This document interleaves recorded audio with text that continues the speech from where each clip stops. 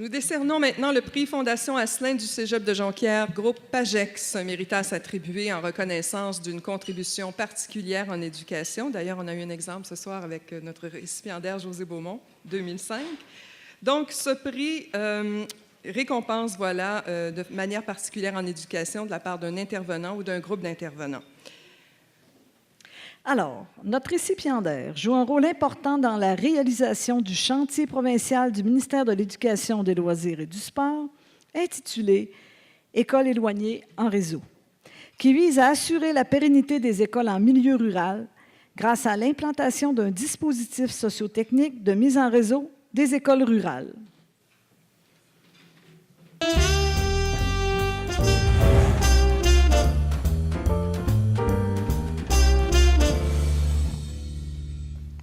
Alors, École éloignée en réseau, c'est un dispositif social, pédagogique et technologique qui vise à mettre en réseau, c'est-à-dire faire travailler des écoles de régions différentes entre elles.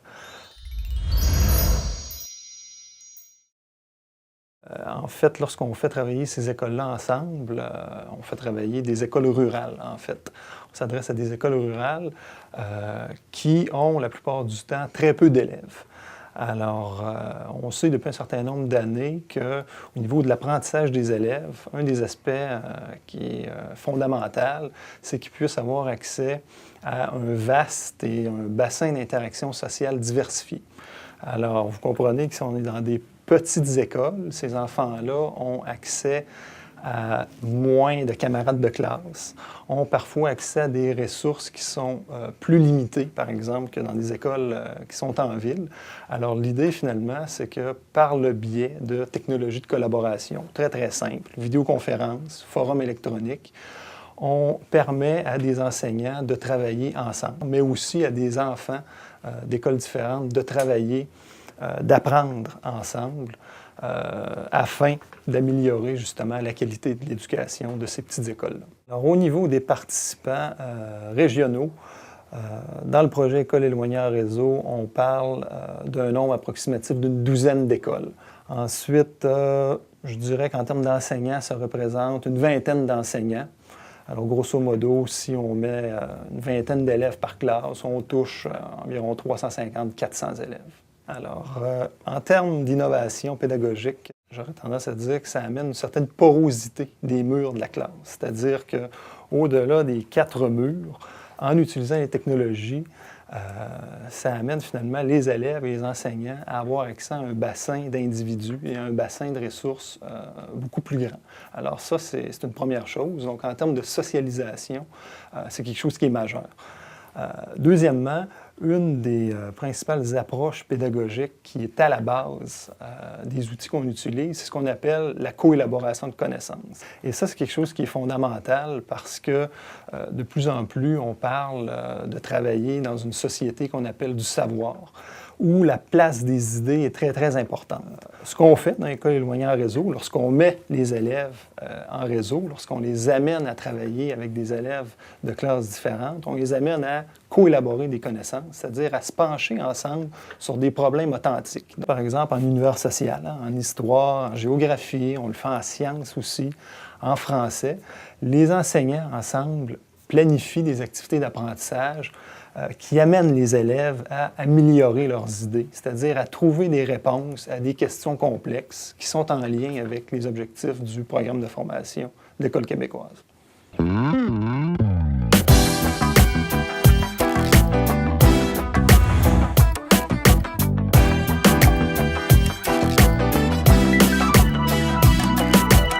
Jonquière, groupe PAGEX, à M. Stéphane Allaire, professeur à l'UQAC.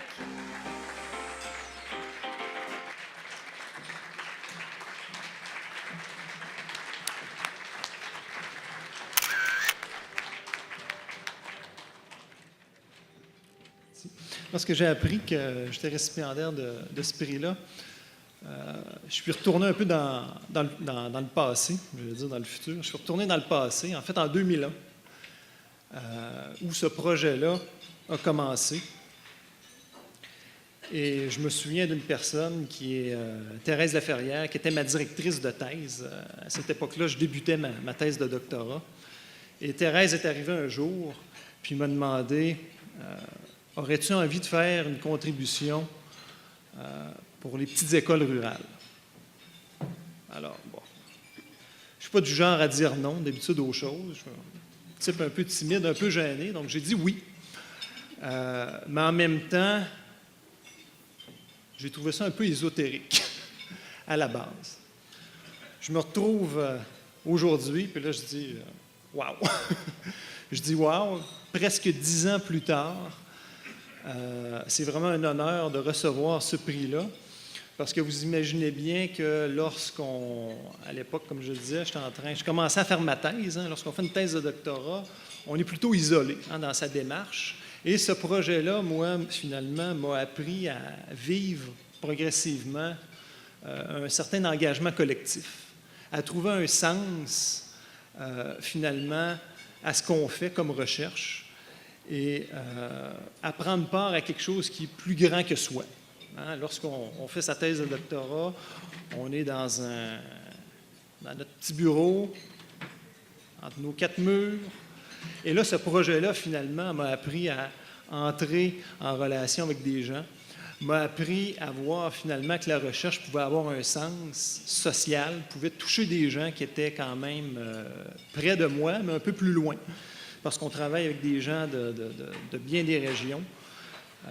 Ça part de l'Abitibi, par la baie James, la Beauce, la Gaspésie. Donc, vous voyez, on a touché vraiment plein de personnes à travers ça. Ça m'a permis de trouver un sens à travers les horaires surchargés, de voir finalement que les gestes qu'on pose peuvent toucher des gens, mais aussi ce que ça m'a amené à comprendre aussi, c'est que les gestes que je posais étaient un peu interdépendants des gestes que les autres posaient. Et ce soir, j'aimerais quand même prendre le temps de remercier un certain nombre de personnes, parce qu'évidemment, École éloignée en réseau, à quelque part, aujourd'hui, on en parle comme d'une grande famille. Dans certains cas, on a touché pratiquement 2000 élèves dans certaines années, 150 écoles à travers tout le Québec. Alors, vous comprenez bien que c'est un effort d'innovation collective qui n'est pas banal. Alors, les premières personnes que je remercierais d'abord, c'est le ministère de l'Éducation et les différents autres organismes gouvernementaux qui ont eu cette préoccupation-là à la base. Et au début des années 2000, c'est M. Bisaillon qui était un des sous-ministres à l'époque, et c'est lui, je dirais, qui a enclenché cette espèce d'initiative-là. J'aimerais remercier le CIFRIO aussi, qui est l'organisme, je dirais, le chef d'orchestre de tout ça. Josée Baudouin, qui a été la gestionnaire de projet. Nous avons également été accompagnés au fil des années par Pauline Chospé, qui, par sa sagesse, je dirais, a su amener une profondeur inestimable à ce projet-là. Je ne peux pas m'empêcher, évidemment, de souligner les efforts, la présence de Thérèse Laferrière, qui est co-chercheure dans le projet, chercheur principal à l'Université Laval, qui a eu un peu cette idée originale de mettre les écoles en réseau. Les gestionnaires des commissions scolaires, 23 commissions scolaires qui participent à cette initiative-là, des gens qui ont su mettre en place des conditions d'innovation au niveau de l'organisation qui ont été majeures, qui ont été très, très importantes pour le déploiement de cette innovation-là. Dans la région, on a 3 commissions scolaires qui sont impliquées. Je crois qu'on est une des régions les mieux représentées, alors c'est tout à notre honneur. Un petit mot aussi également à l'endroit des enfants et des parents qui, j'oserais dire, ont fait confiance un peu aux différents acteurs qui sont intervenus dans ce projet-là.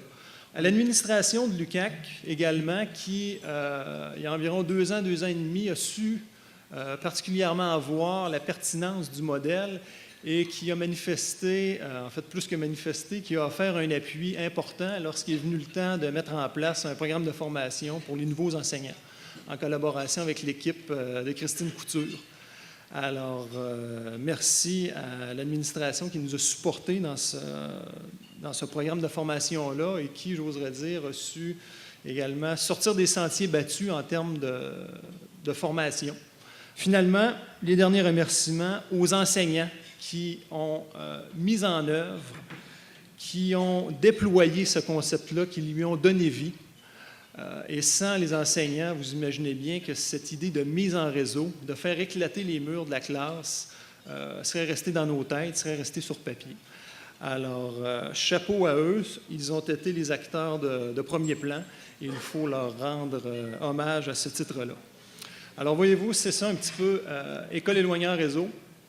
Des gens qui travaillent ensemble, hein? C'est une innovation collective de gens qui travaillent de façon réfléchie, mais aussi avec beaucoup de passion. Alors, merci beaucoup pour cette reconnaissance, c'est très, très apprécié. Merci au comité organisateur et bonne fin de soirée à tous.